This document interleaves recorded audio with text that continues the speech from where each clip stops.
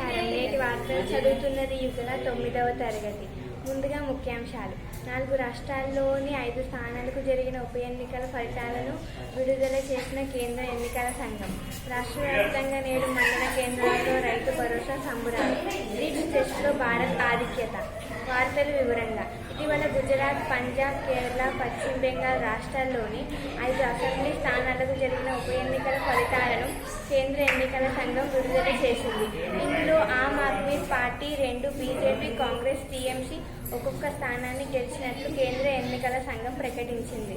రైతు భరోసా సాయాన్ని తెలంగాణ రాష్ట్ర ప్రభుత్వం కేవలం 7 రోజుల్లోనే 9,000 కోట్లకు పైగా రైతు ఖాతాల్లో జమ చేయడంతో నేడు రాష్ట్ర రాజధాని హైదరాబాద్తో పాటు రాష్ట్ర వ్యాప్తంగా మండల కేంద్రాల్లో రైతు భరోసా విజయోత్సవ సంబురాలు జరుపుకోవాలని తెలంగాణ రాష్ట్ర ప్రభుత్వం నిర్ణయించింది.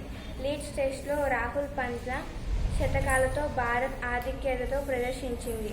371 పరుగుల లక్ష్యంతో బరిలోకి దిగిన ఇంగ్లాండ్ ఆట ముగిసే సమయానికి వికెట్ నష్టపోకుండా 21 పరుగులు చేసింది.